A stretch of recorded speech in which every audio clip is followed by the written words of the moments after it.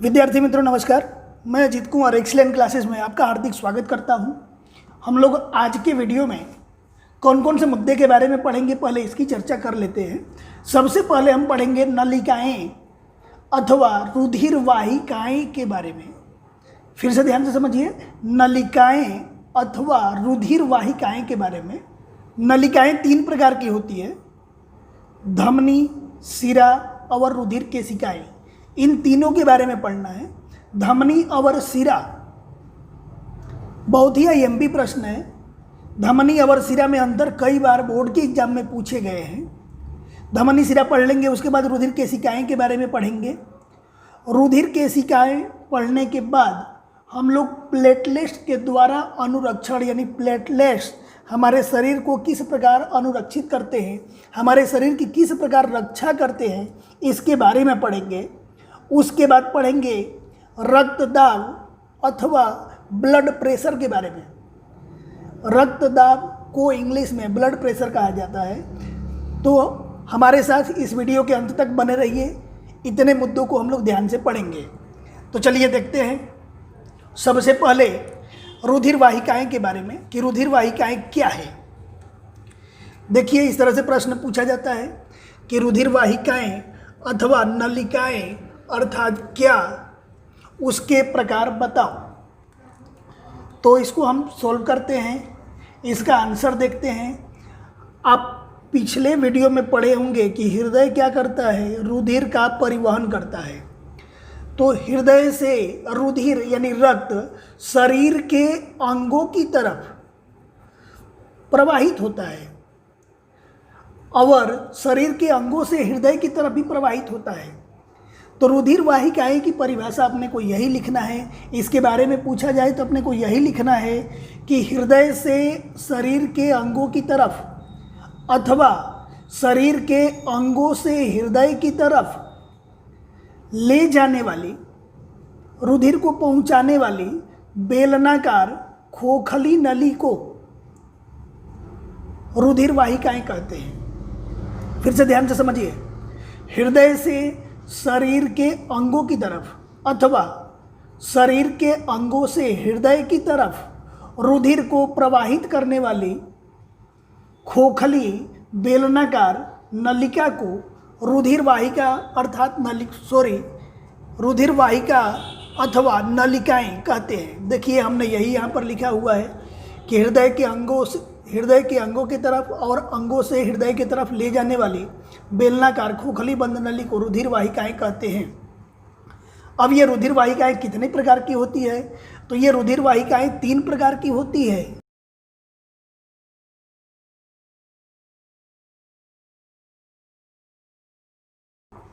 देखिए, रुधिर वाहिकाएं कितने प्रकार की होती है? तीन प्रकार की होती है, धमनी, शिरा और रुधिर केशिका। ये भी प्रश्न आप एक एक वाक्य के लिए याद रखोगे कि रुधिर वाहिका कितने प्रकार की होती है? तीन, धमनी, शिरा और केशिका। यही यहाँ पर अगला मुद्दा लिखा गया है कि रुधिर वाहिकाएं तीन प्रकार की होती है, धमनी, शिरा और केशिका। अब हम लोग एक एक के बारे में पढ़ें। धमनी और शिरा के बारे में एक साथ पढ़ लेते हैं। एक साथ पढ़ लेंगे तो उनका अंतर भी तैयार हो जाएगा। ये बताइए, हम लोग धमनी में क्या पढ़े थे कि हृदय से, इसके पहले वाले वीडियो में मैं बताया था कि हृदय से अंगों की तरफ रक्त को प्रवाहित करने वाली नलिका को धमनी कहते हैं। पहला मुद्दा इसमें यही लिखा गया है कि हृदय से शरीर के अंगों की तरफ रुधिर का वहन करने वाली रुधिर वाहिकाओं को धमनी कहते हैं। अब इसका उल्टा इसमें शिरा में होता है कि अंगों से शरीर के तरफ, देखिए, हृदय से शरीर के अंगों की तरफ प्रवाहित करने वाली नलिका को हम क्या कहते हैं? ये धमनी कहलाएगा। और शरीर के अंगों से और हृदय की तरफ प्रवाहित करने वाली नलिका को हम क्या कहते हैं? शिरा कहते हैं। तो पहला अंतर या दोनों का परिभाषा यही है कि शरीर के अंगों की तरफ से हृदय की तरफ रुधिर का वहन करने वाली रुधिर वाहिकाओं को शिरा कहते हैं। इसके बाद धमनी में हम ये पढ़ेंगे कि देखिए, धमनी क्या करता है? एक हृदय है और हृदय से शरीर के सभी अंगों की तरफ रक्त को प्रवाहित करता है। तो इसमें रक्त का दाब क्या होता है? अधिक होता है। धमनी के अंदर रक्त का दाब क्या होगा? अधिक होगा। तो शिरा में इसका उल्टा हो जाएगा, इसमें रक्तदाब क्या होता है? कम होता है। एक अंतर आप ये भी याद रखना, धमनी में रक्त दाब क्या होता है, अधिक होता है, और यहाँ पर रक्त दाब क्या होता है, कम होता है। अगला अंतर यही दिया गया है कि धमनी में रुधिर का अधिक दाब से वहन होता है, सिरा में रुधिर का निम्न दाब से वहन होता है। यानी यहाँ दाब अधिक है, यहाँ दाब क्या है, कम है। अब ये बताओ, धमनी की में दबाव क्या है, अधिक है, तो जो इसकी दीवार है अधिक दाब सहने के लिए इसकी दीवार क्या होती है, मोटी होती है, और इसकी दीवार क्या होती है, पतली होती है। ये भी याद रखना, धमनी की दीवार मोटी, सिरा की दीवार पतली। धमनी की दीवार मोटी और स्थिति स्थापक यानी लचीली होती है, सिरा की दीवार पतली होती है, लेकिन इसमें स्थिति स्थापक की मात्रा क्या होती है, कम होती है, कम स्थिति स्थापक होती है। इसके बाद धमनी क्या करता है, हमेशा शुद्ध रक्त का वहन करता है। शुद्ध रक्त का मतलब ऑक्सीजन युक्त, और ये सिरा क्या करता है, हमेशा अशुद्ध रक्त का वहन करता है। अशुद्ध रक्त का मतलब CO2 युक्त। तो अगला यही दिया गया है कि धमनी में ऑक्सीजन युक्त रुधिर का वहन होता है। अपवाद रूप में फुफ्फुस धमनी में, पिछले वीडियो में मैं बताया था कि जहाँ पर फुफ्फुस शब्द आ जाए वहाँ पर काम उल्टा हो जाता है। फुफ्फुस धमनी होगा तो उसमें ऑक्सीजन विहीन यानी अशुद्ध रक्त का वहन होता है। सिरा में CO2 युक्त रुधिर यानी अशुद्ध रक्त का वहन हो जाता है, लेकिन यहाँ भी जब फुफ्फुस सिरा आ जाएगा तब इसका उल्टा हो जाएगा, यानी CO2 युक्त सब क्या हो जाएगा, ऑक्सीजन युक्त रुधिर का वहन करेगा। अब देखिए विद्यार्थी मित्रों, अगर सिर्फ धमनी के बारे में पूछा जाएगा तो आप ये लिख देना है, सिर्फ सिरा के बारे में पूछा जाए तो ये लिख देना है, दोनों का अंतर पूछा जाए तो आपको इस तरह से लिखना है। अब हम लोग पढ़ेंगे रुधिर केशिका के बारे में कि रुधिर केशिका क्या है। रुधिर केशिका को पढ़ते हैं। अब यहाँ पर हम लोग ये पढ़े कि हृदय से धमनी क्या होता है, एक धमनी निकलेगा और शरीर के अंगों की तरफ जाएगा, और शरीर के अंगों की तरफ जाकर के अलग अलग शाखाओं में विभाजित हो जाता है, ताकि प्रत्येक अंग को, प्रत्येक कोशिका को रक्त का प्रवाह कर सके। कैसे रक्त का प्रवाह करेगा, शुद्ध रक्त का। फिर से ध्यान से समझिए, हृदय से शरीर के अंगों की तरफ धमनी जाता है, क्या लेकर के, शुद्ध रक्त लेकर के जाता है, और शरीर के अंगों की तरफ जाकर के अनेक छोटी छोटी वाहिकाओं में विभाजित हो जाता है। और इसी वाहिकाओं को, जो छोटी छोटी वाहिकाएं होती है, इसको हम लोग रुधिर केशिका के नाम से जानते हैं। तो देखिए यहाँ पर यही मुद्दा दिया गया है कि धमनी अंगों और पेशियों के पास पहुँच करके, धमनी अंगों और पेशियों के पास पहुंचकर छोटी छोटी वाहिकाओं में विभाजित हो जाता है, जिससे कोशिकाओं के रुधिर का संपर्क हो सके। हाँ देखिए यहाँ पे धमनी आकर के छोटी छोटी शाखाओं में विभाजित हो गया। अब ये इतने छोटी शाखा में विभाजित हो जाता है कि एक शाखा की लंबाई या एक छोटी वाहिका की लंबाई एक कोशिका के बराबर हो जाती है। किसके बराबर हो जाती है, कोशिका के बराबर हो जाती है। जब इसकी लंबाई एक कोशिका के बराबर हो जाएगी तो इसको रुधिर केशिका कहते हैं। फिर से ध्यान से समझिए, हृदय से शरीर के अंगों की तरफ जाने वाली धमनी आगे जाकर अनेक छोटे छोटे शाखाओं में विभाजित हो जाती है। छोटे छोटे शाखाओं में विभाजित होने के बाद अंतिम सिरे पर एक शाखा की लंबाई एक कोशिका के बराबर हो जाती है, जिसे हम रुधिर केशिका के नाम से जानते हैं। तो अगला मुद्दा यही दिया गया है, सबसे छोटी वाहिकाओं की दीवार की मोटाई एक कोशिका के बराबर होती है, जिसे रुधिर केशिका कहते हैं। अब देखो रुधिर केशिका क्या करता है, रुधिर केशिका उसके आसपास की कोशिकाओं के बीच पदार्थों का विनिमय का मतलब होता है देन लेन करना, रुधिर केशिका की दीवार के द्वारा होता है। देखिए यहाँ पर ये पतला होकर के विभाजित हुआ, यहाँ पर कोशिका के संपर्क में आया। अब रक्त को, शुद्ध रक्त को कोशिका को देना और लेने का कार्य कौन करता है, रुधिर केशिका करता है, रुधिर केशिका की दीवारें करती है।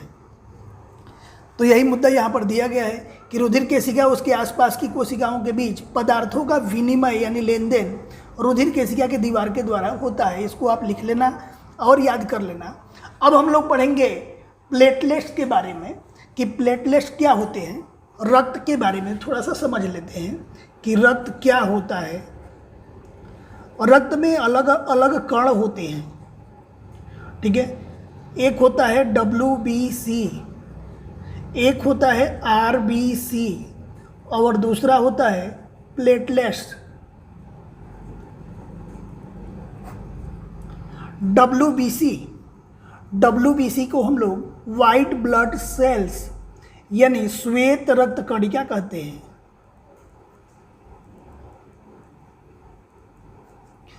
RBC रेड ब्लड सेल्स यानी इसको हम कहते हैं लाल रक्त कणिका। और प्लेटलेट्स को तो प्लेटलेट्स ही बोलते हैं। इनका कार्य हम लोग RBC का कार्य हम लोग पढ़ चुके थे। RBC लाल रक्त कणिका ये क्या करता है, हीमोग्लोबिन के साथ मिलकर के रक्त का ऑक्सीजन का प्रवाह बढ़ाता है। श्वेत रक्त कणिका क्या करता है, हमारे शरीर की रोग प्रतिकारक शक्ति बढ़ाता है, रोग प्रतिकारक शक्ति को बढ़ाता है। अब हम लोग पढ़ेंगे प्लेटलेट्स के बारे में कि प्लेटलेट्स के काम क्या है। देखिए WBC और RBC के जो कार्य हैं ये आपके सिलेबस में नहीं दिया हुआ है, इसलिए इसको अपने को स्किप करके चलना है, इसको उतना ध्यान नहीं देना है। प्लेटलेट्स के बारे में हम लोग पढ़ें। ये प्लेटलेट्स करता क्या है, ठीक है। तो हमारे शरीर के अंदर प्लेटलेट्स की कोशिकाएं होती हैं। किसकी कोशिकाएं होती है, प्लेटलेट्स की। ये तो मैं बता दिया, रक्त के अंदर प्लेटलेट्स की कोशिकाएं होती है। ये कोशिकाएं रुधिर के साथ पूरे शरीर में भ्रमण करती है। ये तो रुधिर यानी रक्त के साथ में ही रहेगा क्योंकि तीनों चीज साथ में ही रहता है। इसके बाद जिस समय पर रक्त स्राव होता है, शरीर का कोई भी अंग अगर कट जाए और वहाँ से रक्त स्राव होता है तो प्लेटलेट्स यहाँ पर आते हैं और अगल बगल चारों तरफ से जम के थक्का बना देते हैं, जिससे रक्त जम जाता है, वहाँ से रक्त का प्रवाह बंद हो जाता है। आप लोग देखे होंगे कि जब शरीर का अंग कोई भी कट जाता है तो उसको हम लोग दबा के रखते हैं, थोड़ी देर दबा के रखते हैं तो ब्लड अपने आप वहाँ पर जम जाता है। तो रक्त को जमने का कार्य कौन करता है, रक्त को जमाने का कार्य कौन करता है, प्लेटलेट्स करते हैं। प्लेटलेट्स का कार्य क्या है, रक्त को जमाना। अगर रक्त जमेगा नहीं और यहाँ पर कोई अंग कट गया तो शरीर का पूरा रक्त शरीर से बाहर हो जाएगा, फिर उस अवस्था में पेशेंट की मृत्यु भी हो सकती है। तो यहाँ पर देखें, ये कोशिकाएं रक्त स्राव के समय उस स्थान पर रुधिर का थक्का बनाकर मार्ग को अवरुद्ध कर देता है, यानी रक्त के प्रवाह को बंद कर देता है, जाम कर देता है। अब हम लोग आगे पढ़ेंगे लसिका के बारे में कि लसिका क्या है, लसिका किसे कहते हैं। तो 9th में हम लोग उत्तक के बारे में पढ़े थे। तो लसिका एक संयोजी उत्तक है। लसिका कैसा उत्तक होता है, संयोजी उत्तक होता है। यह तरल स्वरूप में होता है।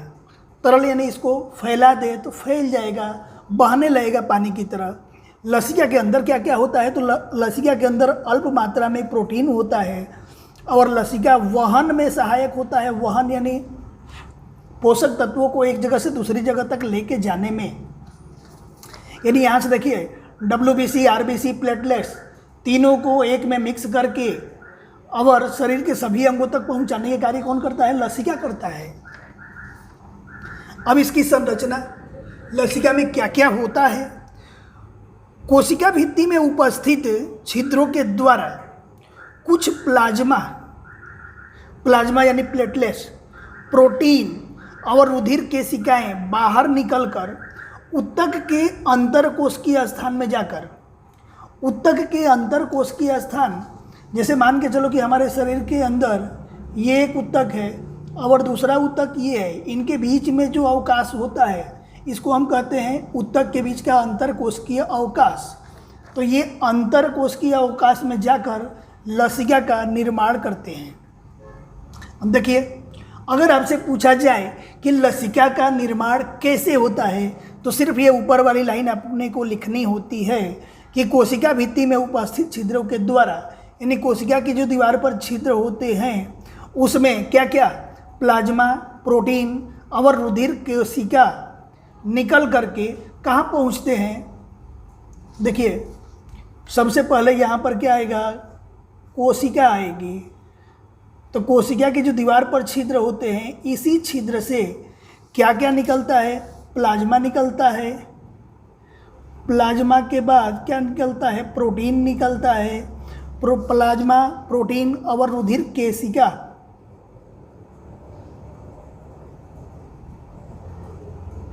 ये तीनों निकलते हैं और तीनों निकल करके ऊतक के अंतरकोशिकीय स्थान पर पहुंचते हैं और यहाँ पर पहुंच करके एक तरल पदार्थ का निर्माण करते हैं और उस तरल पदार्थ को हम लसिका के नाम से जानते हैं। फिर से ध्यान से समझिए, कोशिका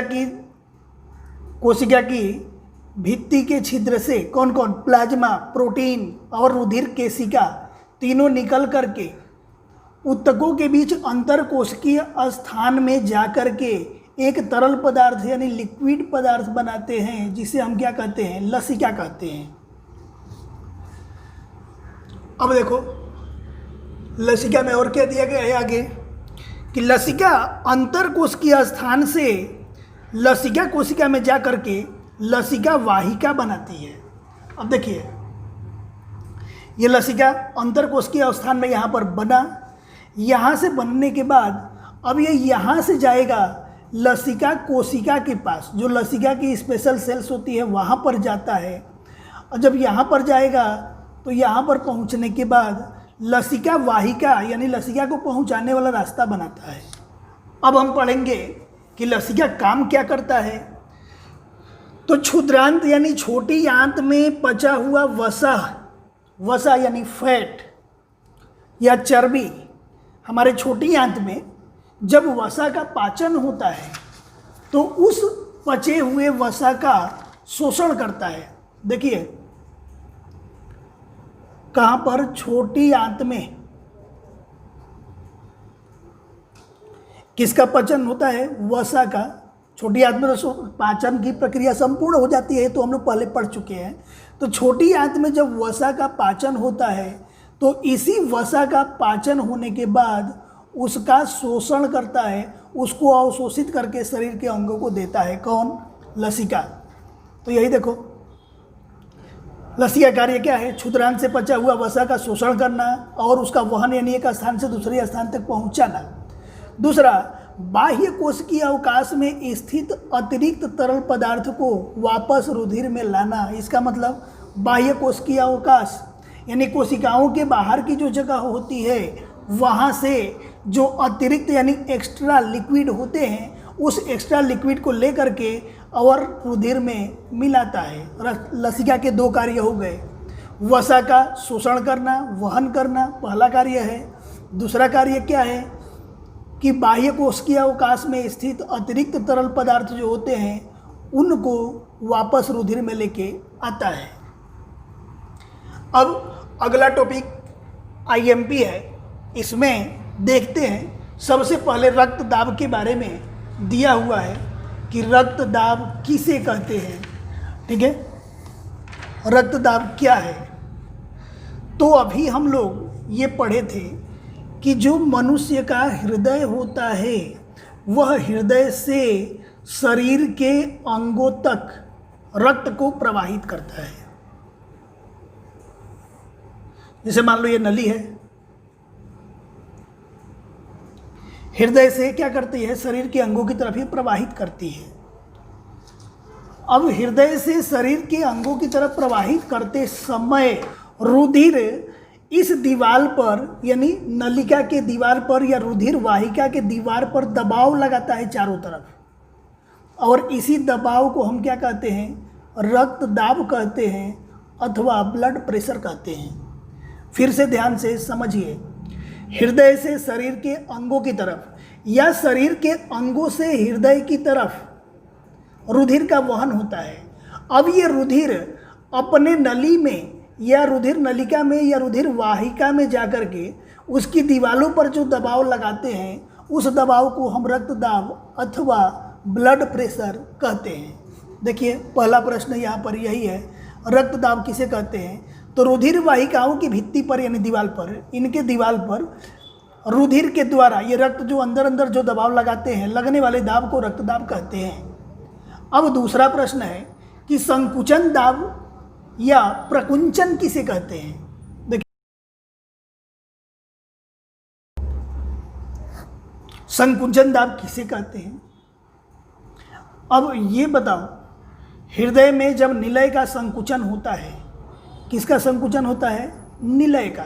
हृदय में जब निलय का संकुचन होगा तो वहाँ से धमनी के द्वारा शुद्ध रक्त जो धमनी के ऊपर जो धमनी की दीवार के ऊपर दाब लगाता है, उस दाब को संकुचन दाब अथवा प्रकुंचन कहते हैं। देखिए यहाँ पर संकुचन दाब किसे कहते हैं? निलय के संकुचन के समय धमनी दीवार पर लगने वाले बल को, दाब को संकुचन अथवा प्रकुंचन दाब कहते हैं। और जब ये तो कब होगा? जब निलय संकुचित होगा, लेकिन जब निलय शिथिलन होगा तो वहाँ पर दाब कम होगा। ठीक है, फिर से ध्यान से समझिए। जब निलय संकुचित होगा तो बहुत प्रेशर से यहाँ पर ब्लड आएगा, तो उस दाब को हम क्या कहेंगे? संकुचन दाब। लेकिन जब निलय शिथिलन हो रहा है यानी रिलैक्स हो रहा है, उस समय इन सिराओं में, इन धमनियों में दाब कम हो जाता है और उस दाब को अनुशिथिलन कहते हैं। अनुशिथिलन का मतलब कि निलय का शिथिलन के समय। तो निलय के शिथिलन के समय धमनी की दीवार पर रक्त के द्वारा लगने वाले दाब को अनुशिथिलन दाब कहते हैं। सामान्य प्रकुंचन दाब कितना होता है? 120 mm होता है। और शिथिलन दाब कितना होता है? 80 mm होता है। देखिए